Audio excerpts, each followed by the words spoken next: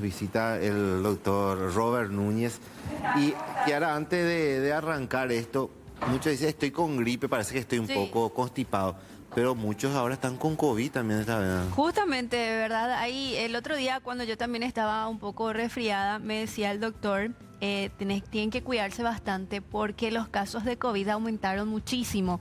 Y eso se nota alrededor nuestro también, ¿verdad? Hay gente que dieron positivo en estos días nomás, familiares también, pero...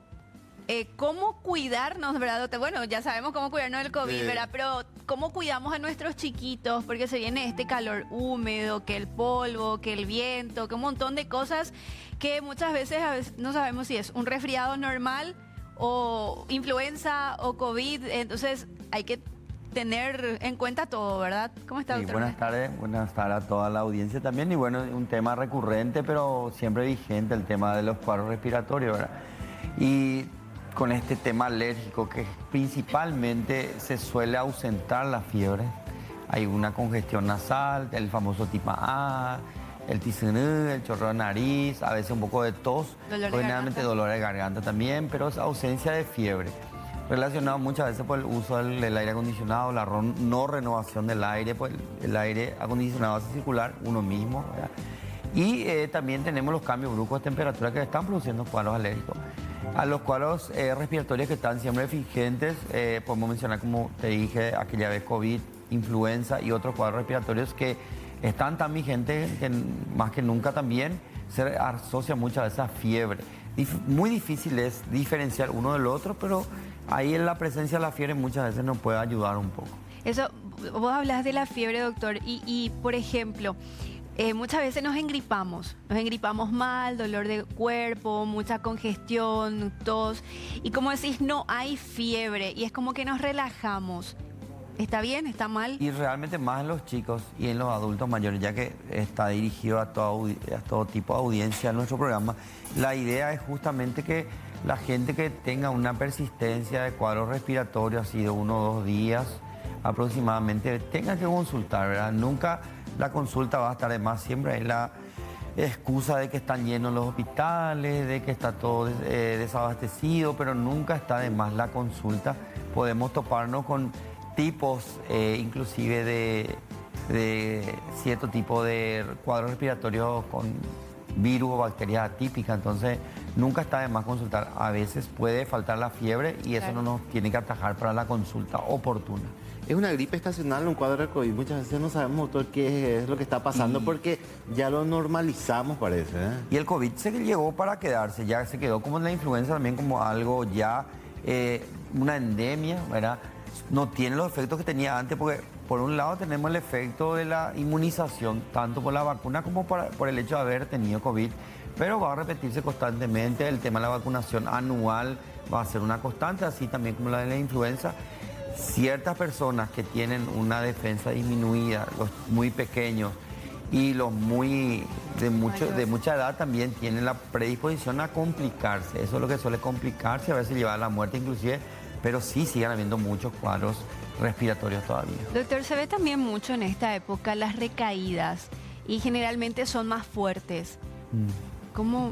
Bueno, y tenemos, o sea, dentro del la cantidad de enfermedades que tenemos, aparte de los cuadros respiratorios, tenemos unos cuadros de gastroenteritis que también se ven y otros grupos de patologías también que van a ser mucho más complicadas una vez que nuestro sistema inmunológico está más afectado. O sea, si nosotros tenemos la defensa disminuida, por supuesto, ahí podemos ver recaídas o sobreinfecciones. Los casos de la neumonía son generalmente por sobreinfecciones. Ahora, doctor, muchas veces decimos, cuando tenemos esos síntomas característicos, nos tratamos. Muchas veces no acudimos al hospital. Y porque también si vamos a acudir por pequeños cuadros, vamos a saturar los hospitales. Sí. ¿Qué punto tenemos que determinar para ir? Es decir, no, esto ya es para consulta. Generalmente, y ahora estaba hablando del tema del estado general. Ese estado donde uno está inapetente, con dolor de cuerpo, adinámico, no tiene fuerza para nada. Es que no nos estamos recuperando. 1 o 2 días, nosotros en 1 o 2 días ya nos estamos dando cuenta de que no estamos mejorando. Entonces, tener en cuenta eso. Por supuesto, siempre llamamos a la no automedicación, pero en el peor de los casos es importante una consulta cuando hay una persistencia de los cuadros. Sabemos que nuestro ritmo, el trabajo, fin de año, muchas cosas que hacer, nos hace no consultar muchas veces, pero el COVID está en todas partes ahora. O sea, nos hisopamos y encontramos que es COVID.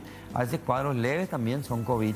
Pero, ¿qué pasa si eso le contagiamos a una persona que tiene las defensas disminuidas y provoca una peor enfermedad en esa persona? Por eso, al final, y es importante traer la consulta.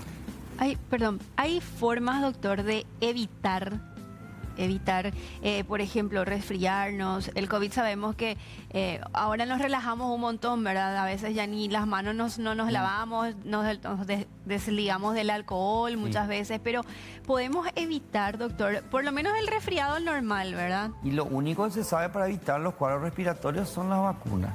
O sea, la gente debe de haberse vacunado y tiene que seguir vacunándose. Tenemos una posibilidad de no enfermarnos y otra posibilidad de que la enfermedad por estos cuadros respiratorios sean leves. Después, las medidas higiénicas en general, el lavado de manos, que no debemos perder esa posibilidad de seguir haciendo.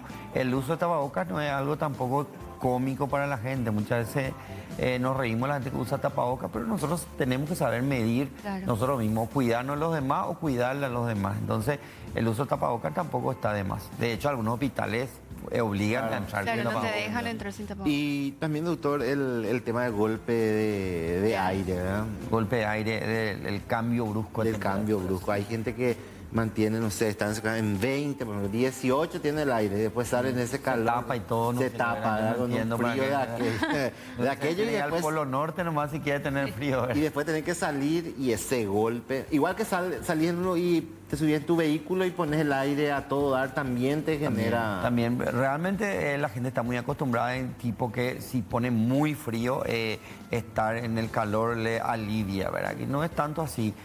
Siempre se ha recomendado tener una temperatura de 22 a 24 grados el ambiente en donde está, justamente para no sufrir.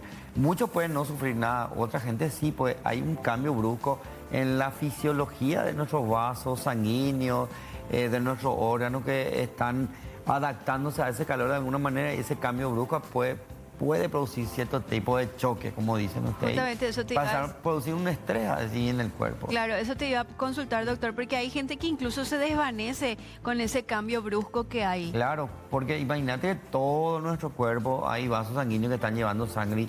Por ejemplo, en el frío tus vasos están relajaditos, ¿verdad? Cuando hace calor tratan de hacer una dilatación para tratar de mantener la temperatura en un nivel normal, justamente para evitar ese golpe de calor que es un estrés corporal. Y entonces hay ese cambio y entonces puede producir, lo que más estás diciendo es un golpe de calor, probablemente es lo que se produce. Y el golpe de calor es estresante. El golpe de calor definido es cuando nuestra temperatura de golpe va a 38, 40 grados. Pero puede pasar y pasa mucho, mucha gente está. Y la vez pasada me llamó un paciente adulto desesperado porque se desvanece la persona y empieza a vomitar. Yo pensé que era un golpe de calor, no. Tenía su viandita y estaba todo caliente, el efecto de calor hizo que se descomponga todo y le hizo mal al comer. Eso también es un factor que nos olvidamos a veces. Exacto, es muy importante. A la vuelta le voy a preguntar al doctor, porque estamos en una semana en que la gente quiere llevarle a sus chicos a cada cupé muchas veces ahí con este calor. Enseguida vamos a preguntar un poco también al doctor hasta qué punto y cómo tenemos que hacer enseguida a la vuelta de la pausa. Muchas gracias.